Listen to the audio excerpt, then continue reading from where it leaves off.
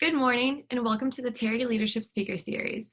My name is Carly Peterson and I'm a senior Leonard Leadership Scholar from Alpharetta, Georgia, studying marketing and fashion merchandising. The Institute for Leadership Advancement in the Terry College of Business is an undergraduate certificate program that develops values-based, impact-driven leaders. ILA instills leadership capabilities, promotes self-development, and improves communication, teamwork, innovation, and adaptability in our ever-changing global environment. Today, I have the pleasure of introducing Ms. Lisa Laube. Ms. Laube is the president of Floor & Decor, a leading specialty retailer of hard surface flooring and one of Fortune's 100 fastest growing companies.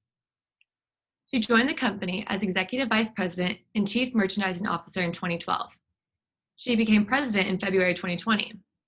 She was responsible for merchandising, marketing, training, e-commerce, and store operations. From 2005 to 2011, Ms. Laube was president of Party City, where she was responsible for merchandising, marketing, and e-commerce. And before that, she was the company's chief merchandising officer. From 2002 to 2004, she was the vice president of merchandising for White Barn Candle Company, a Bath & Body Works division. Before that, Ms. Laube worked from 1996 to 2002 at Linens & Things, beginning as a buyer and progressing to general merchandising manager. From 1988 to 1996, she was a buyer at Macy's in the textiles division. Ms. Laube began her career at Rich's department store in the executive training program. Ms. Laube also currently serves on the respective board of directors of Boot Barn Holdings, a specialty footwear and apparel retailer, Action Ministries, an Atlanta-based nonprofit organization, and Zoo Atlanta. She gives back to the Terry School of Business by serving on the Terry Dean's Advisory Council. She graduated from the Terry College of Business in 1985 with a BBA in marketing. It goes without saying that we are lucky to have this chance to hear Ms. Laube this morning. Now I would like to transition to Ms. Laube for some personal remarks before the discussion. Thank you so much, Carly. I appreciate it. Carly was kind enough to offer to update my bio to something a little less resume sounding, and unfortunately, I missed the note. So that was very bad on my part. But Carly, I appreciate that. Just a little about me. I am from Atlanta. One of the few probably left in Atlanta that's from Atlanta.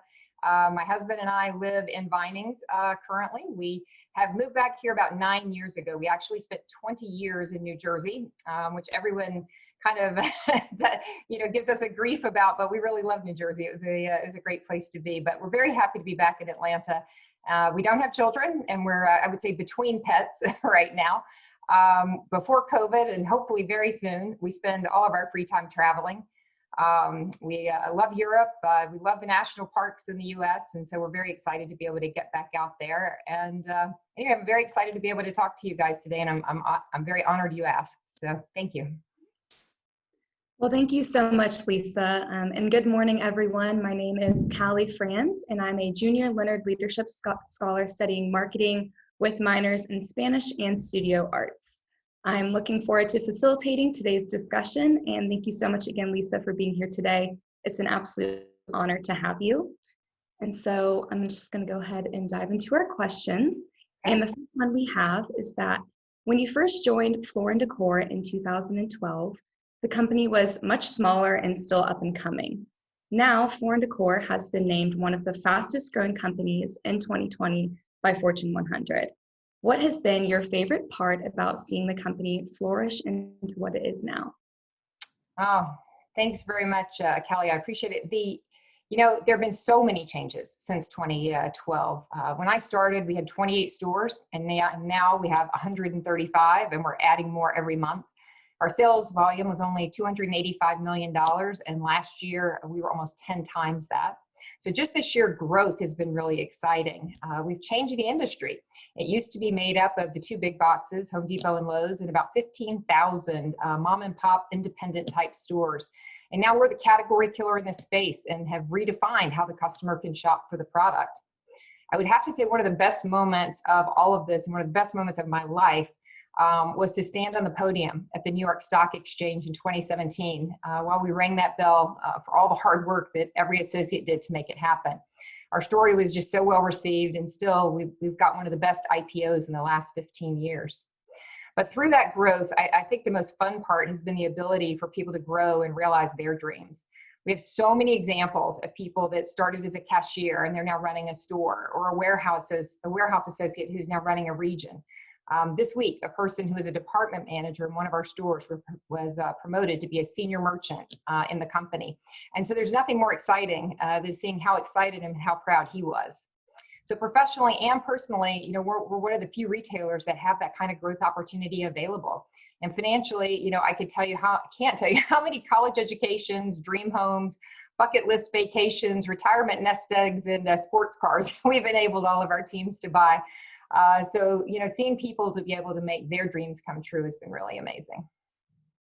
Wow, that sounds like just overall with the whole company, just amazing growth. And kind of talking on that concept of growth within the industry and company specifically, what areas of growth are you focused on right now within the company? We have 5 pillars of growth, and they've been the same for, years and years and years. We don't change them. We change the initiatives underneath them, but those big 5 things that we do to grow our business stay the same. The first is new store growth. We are a high growth retailer, so we do open about 20% new stores a year.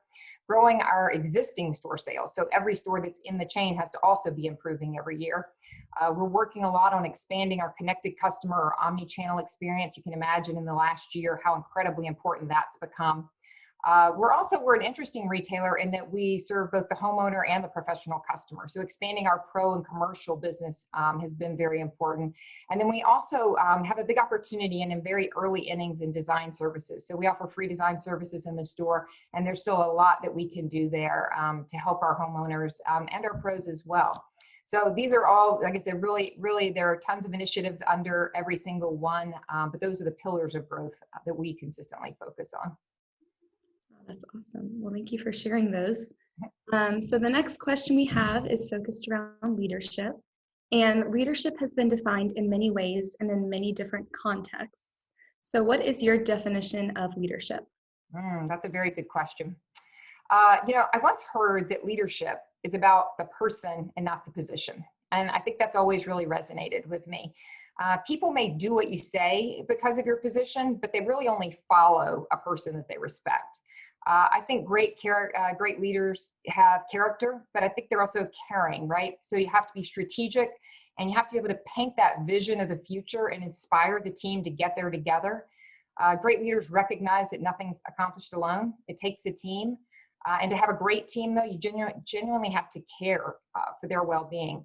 We talk a lot about servant leadership in our company, and our leadership team lives that every day. So to me, leadership is about having that vision and purpose, a solid strategy to get there, and then inspiring and caring about the team that's actually going to make it happen. That's awesome. And we're definitely within IOA have been taught that the whole concept of servant leadership is something that we are definitely passionate about and strive to work towards. So that's great. And then as a leader, moments of hardship and tough decisions are inevitable. And so what was a time when you had to make a difficult decision or rebound from a mistake? I've thought a lot about that question. The toughest decisions I would say I've ever had to make are people related. It's so hard when you've worked with someone a long time and they may be trying really hard and you genuinely really like them and they're just not able to get the job done that you need. It's very difficult to let people go, but sometimes they're just not right for the company or right for the position. But no matter how many times I've had to let people go in 35 years, it just never gets any easier. So to me, those are the most difficult, hardest decisions and hardest things to do. Beyond the people, though, we make a lot of difficult decisions every day. But you do your homework, you ask a lot of people a lot of questions. I find there's often no right or wrong in a lot of business decisions, except for when you're in legal or compliance, and that's very black and white. But more a lane you pick, and then you do all you can to make it work out. And if it doesn't work out quickly, you admit you're wrong and you fix it. And I almost always have a plan B just in case. Yes, plan Bs are always good idea to have, especially just working on projects. Even us as students, it's always nice to admit our mistakes and kind of move forward. That's right. And so also just within those moments of hardship or tough decisions, what are some of your core values that you lean on? I think when those kinds of things happen, you have to be honest and you have to be humble and you have to admit you're wrong. But you also have to be confident and optimistic to be able to fix the problem and move forward. It's also important as a leader to accept responsibility for the mistakes that your team makes. I mean, you're in charge. One of Floor & Decor's core values is that there is no finish line. So we are never done. And as they say, you miss every shot you don't take. So I often tell people that work for me, if they aren't making mistakes, then they're not trying hard enough. But the lesson is to learn from those and just don't make it again. Yes, definitely. I feel like there's always moments of failure, but those moments of failure always end up leading to something good at the end. So It's always good to keep pushing forward. That's right. All right, so our next question is, living in an age of constant change and rapid evolution, we are taught within ILA to practice the concept of being a lifelong learner. So what are some ways that you push yourself to continue learning and seek new ways of thought?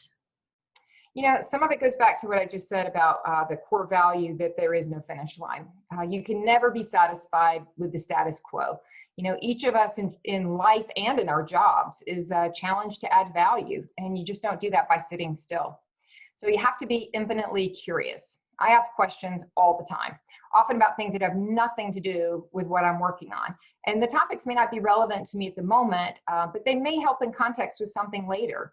And I'm also very collaborative. I almost always have a point of view, but I can also easily be swayed by a better idea. I tend to include a lot of people to learn from their ideas as well. In our business, I get most of our ideas, honestly, from the stores. Before COVID, I was in the stores 2 to 3 weeks a month, and those people that are closest to the customer in our business generally have the best ideas and the best answers. Yeah, that's awesome. And so kind of going off that question from, obviously you just said you get some inspiration from your stores, but I was wondering if there was anything specifically from where or whom you do draw that inspiration from. Yeah, I think you can get inspiration everywhere, right? Personally, my father was probably the most influential person in my life. He loved his family, his church, his friends, and he and my mom, they taught us personal responsibility, about being resilient, confidence in ideas and following our dreams, and how to be productive citizens in the world. Today, as I said, I'm inspired by things I read, people I meet, the stores, everywhere you go. I mean, I think that's the interesting thing, right? I think that you can be inspired by pretty much anything. It's everywhere if you just kind of open your eyes and open your mind. Absolutely. Especially, I study art on the side too, so it's nice having that kind of side of things and being able to draw inspiration from things that maybe you don't even expect. That's exactly right. Yep. And so, do you have any advice for finding the most success as we enter into these entry-level roles and furthering our careers as young professionals? Yeah, I probably don't have anything revolutionary or that you haven't thought of before, but I can tell you what worked for me, and I can tell you what I've seen work for other people's that I've come in contact with. First, I would say dream big, right? You've got to have a vision of where you want to end up. You've got to believe in yourself, and you've got to go for it. When I got out of Georgia, I started 5 days later in the executive training program at Rich's department store, which you guys are all too young to remember, but your parents, maybe your grandparents do. They were here in Atlanta, and the career path there was you went into the executive training program, and you were then able to interview, for other jobs. And I remember in that very first interview I had, almost putting my hand down on the desk when the divisional merchandise manager said, where do you want to be in your career? What do you want to do? And like I said, I remember almost hitting the desk going, I'm going to run a company one day. That's what I want to do. And I made that happen. I find that, my career and most careers are not a straight line. Careers are a series of kind of carefully placed building blocks. So I don't worry so much about the next job. I worry about where you want to end up, and then will that next step help you get there? It may give you an experience that you'll need later. When I was at the limited brands company, Bath and Body Works division, it was only 18 months, shortest job I've ever had, the most difficult job I've ever had, not such a fun place to work. But what I learned there about the customer and understanding how to build out a business case and a strategy and presentations, I would have never learned that anywhere else. And I really don't believe I'd be where I am today if I hadn't done that. And so, even those jobs that may feel like maybe I made a mistake here, there's some value there, and they're part of that building to where you ultimately want to get.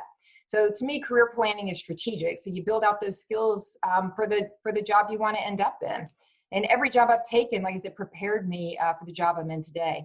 The other thing I would mention is that, once you take that job, be loyal, be all in, whether it's the one you really thought it was going to be or not. I often think about John F. Kennedy's quote, and I tell people, it's that's not what the company will do for you, but what you're going to do for the company. And, that value that you add to the company while you're there will be what carries you and your reputation forward.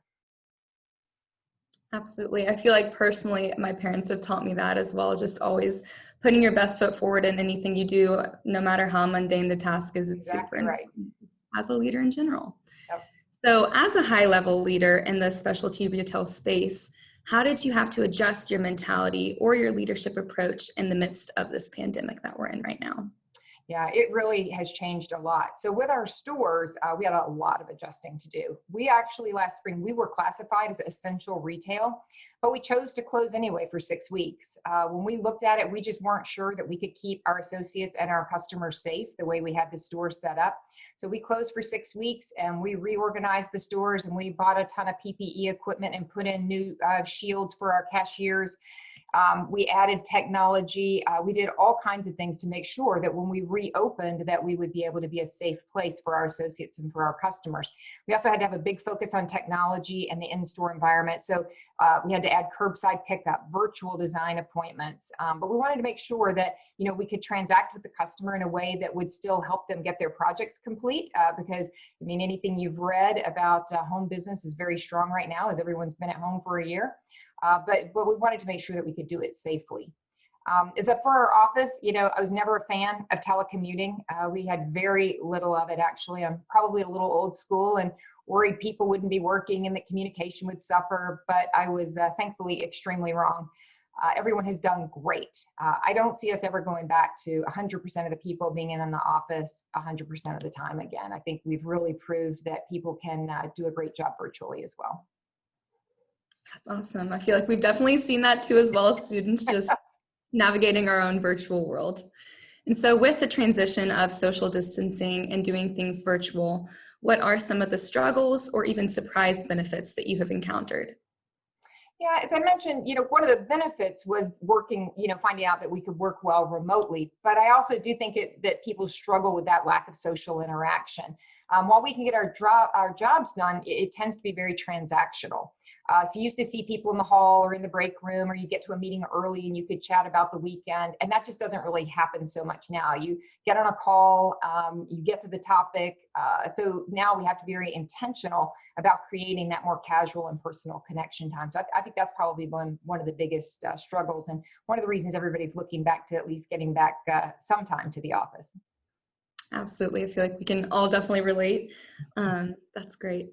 Well, the Institute for Leadership Advancement does a great job helping us develop strong social skills for the professional world. From the student perspective, the next few years of our lives will contain many important initial meetings. What advice do you have about making a good first impression? That's a great question. I can tell you what my mother always told me, which is even if you don't know what you're doing, at least look like you do. So start with dressing the part. That was her big advice for me as I started out. But, the people that have made the best impression on me have what I would call a quiet confidence. So they have a passion for success. They have a vision of their future and a point of view, but they can laugh and be casual as well. They've also, people that I have great interviews with have done their homework on the company.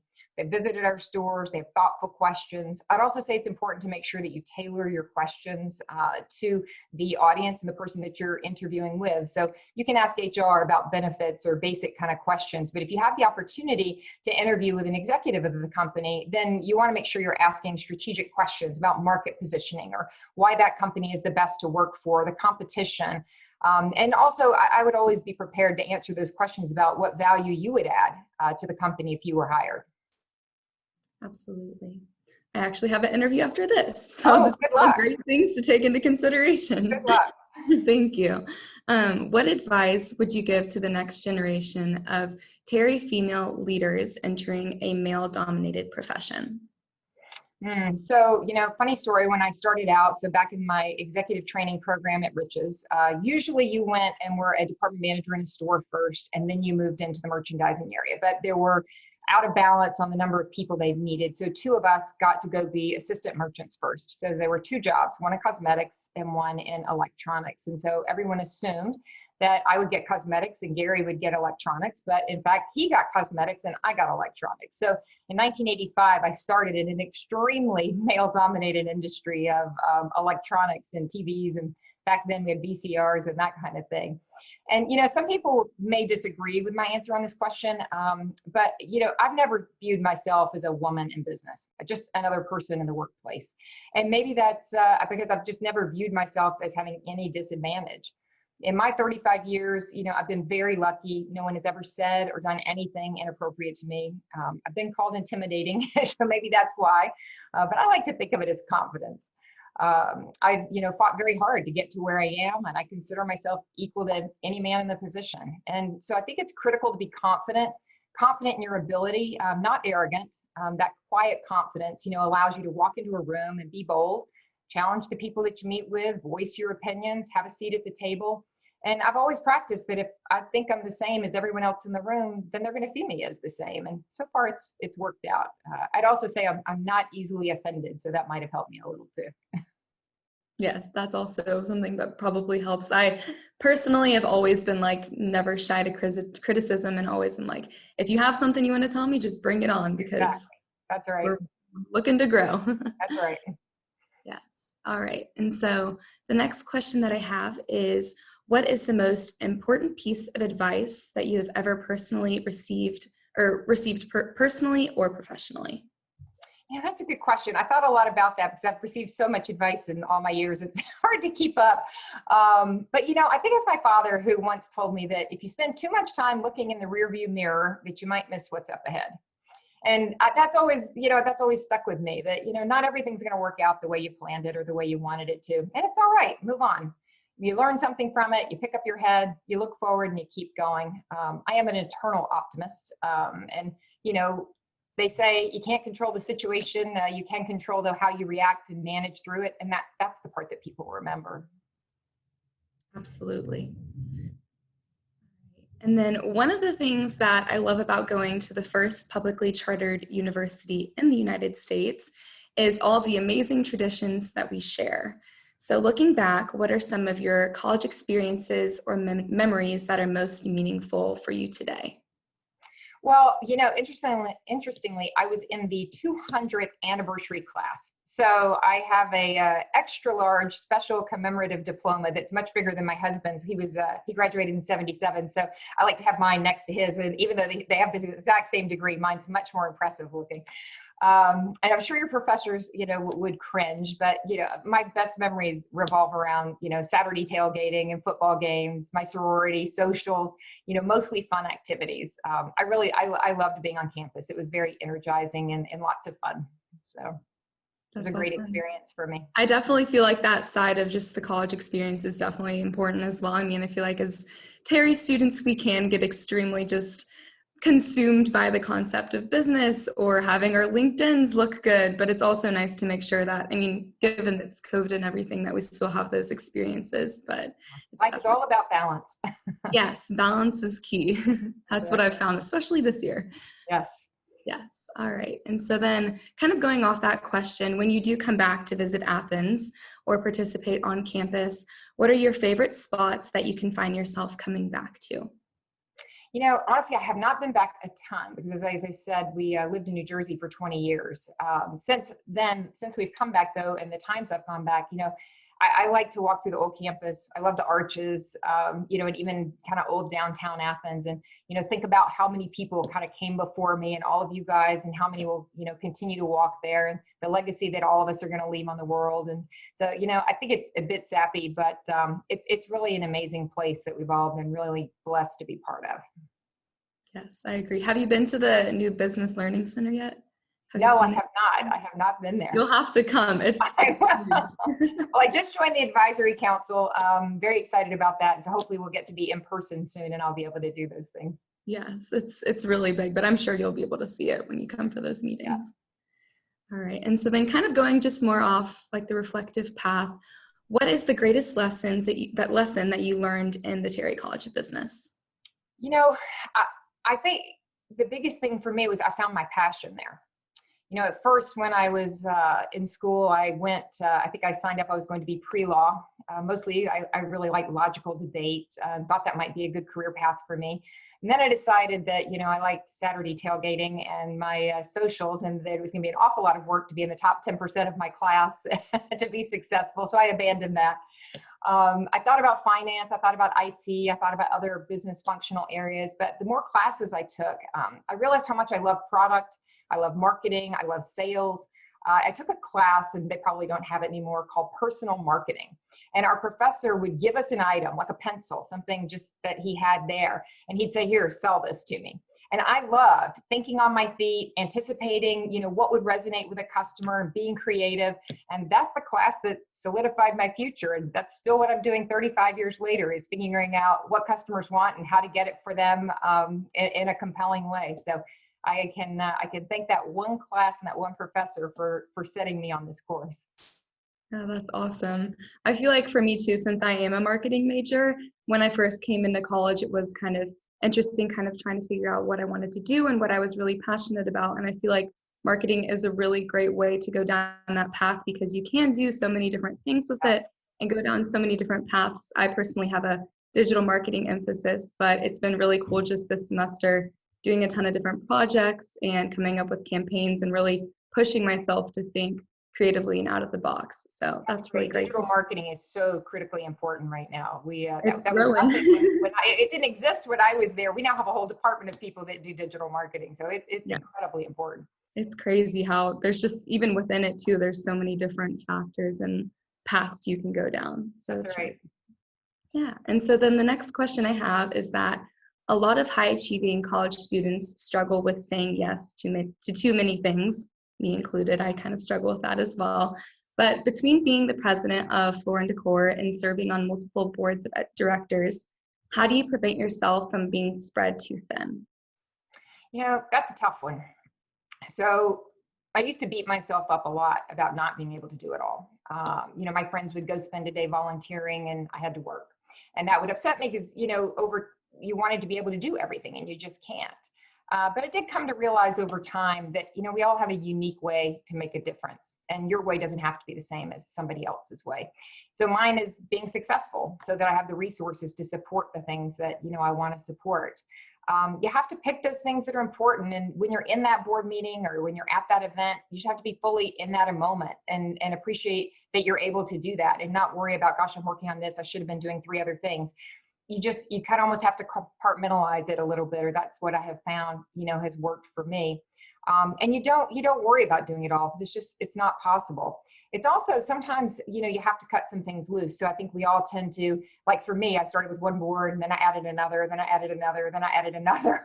And I'm getting to the point now where, okay, the next one, I'm going to have to cut something loose to take on the next one. And that's okay. You can't just keep piling them on. And so it's okay too to say, 5 years ago when I started that was a really great thing for me and I was very passionate about it. But I've done what I was going to do there. And so now I'm going to move on and do the next thing. So, I think it's difficult, but you have to kind of just at every moment in your life, kind of keep prioritizing and reprioritizing about how you want to spend the time that you have and how you can make a difference in the things you're going to learn from that experience as well. Absolutely. Personally, within just being on campus and being involved in a ton of different things, it's been interesting just since I was a freshman, being so excited about all of the different opportunities and things that I could get plugged into, and then seeing from where I was then and where I am now and how I've really been able to kind of focus and hone in on the things that I truly am passionate about. So it'll be interesting to see once I'm actually out in the real world how that works, and where I decided to, dedicate my time outside of just work. So that should be interesting. Sometimes it's good too to take on a lot of things to figure out which things you like the most. And so, sometimes it's okay to try 3 things and say, oh, this is the one I really, really want to spend more time with. So, sometimes it helps you figure those things out too. Absolutely. And so though, when you are sometimes maybe feeling overwhelmed, what practices or routines do you find yourself turning to kind of relax or decompress? Thankfully, I don't get stressed out very much. The last 10 months, I would say I probably have watched too much TV, just like everybody else. But generally, for me, I like to go outside. And so I go outside, and whether I'm, just walk around or even drive around and appreciate, everything that's around me. I often find myself just kind of looking up at the sky and realizing that whatever is stressing me out is probably so small in comparison to what's really happening in the world. And so it helps me put things in perspective.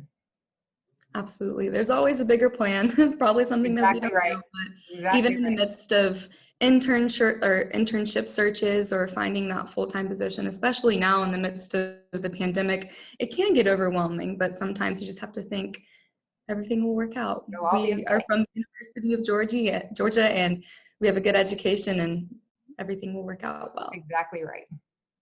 All right. And so then UGA does a great job at showing its community the benefits of strategic advantage from the classroom to the locker room. With that in mind, what are some critical skills that you think our generation may be lacking, and what can we do to change that here at UGA? That's a tough question. I think that some of the skills, I don't know about lacking. Like I said, unfortunately, we don't have kids, so it's hard for me to compare. I can only, think about all my friends and their kids. But I think that, it's everything you read, everything you see is that certainly it's easier growing up now in many ways than it was. And I'm sure that it's hard to have perspective of that if you're, 20 years old. But if you, look back or talk to your parents, your grandparents about things that were going on with them, there are different challenges and then there are different kinds of opportunities. And so, I don't know that it's things that this generation is missing or not, but I think the things that are important at every generation is, it goes back to some of the things I spoke about earlier, which is really just caring about other people and realizing that you're just such a small part of everything that is going on in the world. And, how you make a difference and impact positively other people's lives every day is really critically important. So whether that's a job that you have and the value that you're adding to the company, or if you're a boss, how you help the person that works for you get to the places that they want to go. I think in all cases, it's kind of realizing that the world doesn't revolve around us, right? We kind of revolve around that. And it's important to us to understand that we're just a small part of this and that we've got to all do our part, to help make it better. Absolutely. I completely agree with that. One of my mentors once told me that unless I fully accept my failures, I wouldn't reach my full potential. And I know we kind of talked about this earlier, but is there a moment in your career where you turned a failure into an opportunity for growth? Yes, for sure. I'll tell you, when I was president of Party City, there were actually 4 different divisions and there were 4 different presidents, and they decided to reorganize. And so my job got reorganized away. And so it was the first time in my almost 30 years that I found myself without a job. And I didn't even have a resume. I mean, every job I had ever moved to, a headhunter or recruiter had called me about. I mean, I'd never even gone and looked for a job. I had no idea what to do. So I thought, gosh, this is like the worst day of my entire life. This is the worst thing that could have ever happened to me. I don't know what I'm going to do now. Like, I had never found myself in that position before.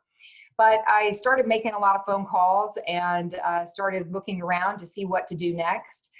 Thankfully, within 3 months, I had 4 job offers. So, it kind of quickly goes to show you that, it goes back to if you keep adding value, your reputation will precede you. And that worked out. But the best thing that happened to me was one of the phone calls I made was to the CEO that I worked for at Lennon's and Things a long time ago. And he happens to be the chairman of the board of Floor and Decor. And so when I called him, I'm like, I, need to find something new to do. You have any ideas, for me? What do you think? He goes, I have a really interesting company down in Atlanta. It's really small. I know you're from Atlanta. Why don't you fly down there, take a look at the stores, see what you think? So I came and I looked at the stores. I was like, it was the smallest company I'd ever worked for. I wasn't sure about the concept, but I was like, it's just really interesting. I love the concept. And then when I met the founder of Floor and Decor, who's also a UGA alum, Vincent West, I was overwhelmed with him and his vision. And I was like, this is great. Like, I can make a difference here. And I have to tell you, this is the best job of my life. It's the last job of my life. And our chairman often reminds me, you're so funny. It was the worst day of your whole life. And look what it's turned into. And so, I think that, it just kind of solidified for me that things are going to work out. It may not go the way you thought. The path may be crooked, but things will work out. And anyway, certainly it worked out for me. Yeah, that's awesome. And I feel like especially just kind of our generation and within Terry, we can get so set on having like a strict plan and like, I'm going to do this. It never works that way. And then we get out there and it's probably not going to go that way. So that's awesome to hear just how you started off in a small company and now it's insanely growing and just amazing. Yeah. amazing. That's great. So kind of related to that, do you have any advice on how we could make the most of our missteps? Yeah, I think it's an easy one. It's just kind of learn from them and don't repeat them. Right now, I mean, certainly there was nothing I could have done differently about being reorganized out of a company. And so, and if something like that happens, it's kind of pull yourselves up by your bootstraps, have a moment of pity and move on. And so it's not going to help you to sit there and think about it again. And so it's really about moving forward, but embracing that failure too, and just saying, so what did I learn? It was a great experience. See how I was able to, kind of weather that storm and how I came out the other side, and, how I handled those situations, or, I think those are the things that make you better for the next time. So we're all, like I said, going to face failures every single day. There's something that doesn't go the way you thought it would go, and how you handle those things is the most important. And you can't get bogged down in it. You got to pick yourself up and keep moving forward. That's right. Because if you don't, then somebody else will. That's exactly right. Yeah. All right. So then one of the last questions that I have on my end is kind of related to the personal development leadership portfolio that every student in the Institute for Leadership Advancement writes. And what we do is we write a 90th birthday toast about how we want to be viewed at 90 years old. And so this exercise gives us a chance to consider our leadership vision and the legacy we hope to leave behind. And so what kind of legacy do you hope to leave within UGA and in the corporate world as a whole? That I love this question. It's one I often think about, especially since we don't have kids. It's like, so what is the legacy? Because when there's nobody left, when I'm gone, and I'd like people to say that I cared about people. I'd like people to say that I was a good wife, a good daughter, a good sister, a good friend, a good boss. I'd like people to say at Florida Decor that I helped them realize their dreams, that I was part of their story. As for UGA, I didn't have the highest GPA. I wasn't in the most clubs and groups, but I learned a lot about myself and what I wanted to do. And I think that if you can find that spark of passion, you can turn it into your life story. Absolutely. That's great. Well, thank you so much for sharing that with us. Sure. Thank you so much, Ms. Laube. We now have some time for questions from the audience. Okay, great. Our first question will be, what is the biggest challenge facing leaders today? I don't know if it's the biggest challenge, but it's certainly something that we're very focused on is diversity, equity, and inclusion. I mean, through everything that has happened in the last year in the country, it's something that I think that we always thought about, but we were not very intentional about. And so for us, it's, making sure that we're recruiting a diverse workforce, making sure that we're enabling people to have a real sense of belonging in an inclusive environment. As I mentioned earlier, we are so fast growing. So we're moving 1 million miles a minute. And there's so much opportunity for advancement. We just want to make sure that every person feels like they have the same opportunity to realize whatever their personal dreams are. It's a journey for sure. Most companies are in the midst of it right now. I feel like we're doing a great job, but there's always more that we can do. And so, like I said, I'm not sure it's the biggest challenge, but it's certainly one of the most important challenges that we have going on right now. Yeah, I totally agree with that. Definitely being authentic to your vision and helping others find it is very important to highlight as well. Well, my personal question is, what was your defining moment where you realized you found your dream company through your work? Whether I know how your moment was when you realized when you started the job, but what about in your actual career path? I think that I've always loved product, and I think through all of it, and I remember, I can't remember exactly what caused it, but I remember when I was in school, I was a senior. I must have been a junior because I was living in the sorority house at the time, and I was living in one of those rooms with 5 different, there were 5 of us in there. And I remember sitting in the hall on the phone and talking to somebody about fashion merchandising and how much I love merchandising. And I don't know exactly where that came from. Like, it just kind of came to me one day. through a lot of thinking in classes and things, like just how much I loved product and merchandising and finding ways to get people excited to buy things. And so I can't say what that light bulb was, but I remember specifically like where and when it happened. And I was so lucky to be able to follow that passion. But kind of back to what we said about things aren't usually in a straight line. I thought I was going to go into sales. I mean, my vision was to go and be a salesperson for a Procter and Gamble or something big. And I remember going to a career fair in December of my senior year. And, I lived in Atlanta, had never lived anywhere other than Atlanta or Athens. And most of the sales jobs, if I wanted to be a salesperson, I was going to have to go to, Birmingham or Greensboro or some smaller, city. And I didn't want to move. And I met a recruiter from Rich's department store, and he said to me, he talked to me about the executive training program and says, if you did this and kind of got some experience under your belt, this would be a good opportunity for you for your resume. And I was like, well, that's a great idea. And meanwhile, 35 years later, I'm still here, still in retail and still love it. So it's these things happen for a reason, but that's a couple of the ways I think. Awesome. Yeah. So my next question would just be, the business world is very fast-paced and constantly changing, especially in regards to the pandemic. How do business students need to adapt to be successful in the current business environment? I'm sorry, say that again. How do they include what? How do business students need to adapt to be successful in the current business environment? Yeah, it's very tough virtually. It really is. And I think that, a lot of it has to do, you just got to be extremely intentional. We were talking a little about before this call, we've probably had 50 or 60 people started our office since our office closed last March. And so you can imagine, and you guys all will, how hard it is to start a job in a virtual world. So you've never seen your desk, you've never seen the office, you've never seen all your coworkers, or maybe even met your boss in person. And so it's difficult. But I think that the biggest opportunity and the thing that I've encouraged people to do is keep reaching out, right? Don't just wait for the meeting that's on or sit there at your desk and do the work. Like, find people that are coworkers and say, hey, can I talk to you for a half an hour? Or call somebody in another department and say, tell me kind of what you guys do. But I think you have to be extremely intentional and go overboard on trying to find information and ingrain yourself in the company, because it's not as easy and natural as if you're in the office. So it's hopefully we're all back in offices soon, and we won't have to worry about these things. But I do think that it is very challenging right now to start in a virtual world. Yeah, totally agree. Very helpful. Like we were talking about earlier, that we can have both experience. But how would you recommend also for students who may not be as technically skilled in this field to break into merchandising? So merchandising is, so I started as pretty much every retailer has the same career path, and you start as a, assistant buyer, merchandising coordinator, whatever. And, there really are not the skills that you need, as you've got to be creative, you've got to be curious, and you've got to be analytical. The best merchants that I've ever come across are kind of 50% creative and 50% analytical, because it really is kind of a left and right brain thing to be a very good merchant. And so the skills that we're looking for, like I said, especially for those entry levels, which is where me and everybody else starts, it is really people that are curious and people that are creative. And like I said, understand and really want to understand, how do we figure out what the customer wants? That's really the question, right?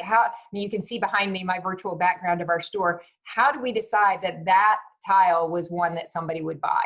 And so being curious is a big piece of that. So we have been very lucky. Most of the people that we have hired as merchandising coordinators in our company have moved up. As I said earlier, one of the guys that was a department manager at one of our stores in Atlanta when I started, he got promoted this week to a senior merchant. And it's just, we'll train you to do it, as most retailers will. But it's just that desire to understand the customer, love the stores, love the product. You could be a great merchant. Yeah, thank you. I definitely believe in that too. I know like the customer right now is ever changing, exactly what you're saying, whether it would be the pandemic or just consumer preferences. Absolutely. But on a different note, you mentioned that balance is important. How do you keep balance? It's hard, since it was much easier back in the day when I would go to, we joke all the time, we don't go to China right now because we're not going anywhere. But, when I went to China in the 90s, before cell phones and that kind of thing, I could go there for 2 weeks and work and nobody would bother me. Now you're expected, if you go to China for 2 weeks, to keep up with your full-time emails, phone calls, texts, and everything else while trying to work in China. And so all of the technology, I think, has actually made it harder to keep balance. For me, I just, you have to step away from it. And it doesn't mean you don't, check. And I check, email and text all the time. But like weekends, I don't work on the weekends anymore. I don't. Weekends are for, me, my husband, my friends, my family. And you just have to be able to step away, and you have to be able to prioritize and say, I'm going to get these things done on Friday. And you know what? These other things are going to wait till Monday. It's all right, And so it's very difficult, but you have to just sometimes say, I'm done, it's dinner time and my phone's going to be over there on the table and I'm not going to look at it right now. But it's definitely, it's something you have to train and force yourself to do, because it's too easy to just keep looking. Yeah. So. Totally agree with that. Yeah. I guess on another note too, as a leader like yourself, especially in today's unique work environment that we've talked about all today, how do you avoid burnout, and how do you help employees avoid the same burnout? It's hard. It's something that I think people have to do personally, right? Like I can't force someone to take time off. But we try really hard to do that. I mean, like I said, I don't work on the weekends, and I try very hard not to send emails to my people on the weekends. Because what I used to find is that if I send them an email on Saturday, they're going to respond to me on Saturday. So now I just force somebody to work on Saturday. Same thing. I unfortunately, somehow the older I've gotten, there's often nights where I'm awake for an hour or two at 3 or 4 in the morning, and things come in my mind, and I'd send a note. And then, people wake up to, oh my gosh, Lisa sent me a note 4 hours ago. And so I've just really had to train myself to force myself not to force other people to be able to break that balance. And so it's hard. It's hard to think about as individuals. Like I said, I think it goes to what I said a minute ago, and you just have to force yourself sometimes to say, today I'm doing something fun. I'm going to go walk by the river today, or I'm going to go shopping today, or I'm going to Zoom with my family today, and just put the work aside. It's my husband says I'm very good at compartmentalizing, and honestly, that's the only way I've found that I'm able to strike that balance. I'm also one of those people that take all my time off. So I have 4 weeks off. I take all my time off. It doesn't mean I don't answer emails, 3 times a day while I'm in Yellowstone Park, but I am going to take my time off and travel, because it's what I have a passion about personally and enjoy. So, but you have to force yourself. It will not happen if you don't. Yeah, I definitely think finding your own, I guess, home away from home, from work in that essence, is very important. Yes.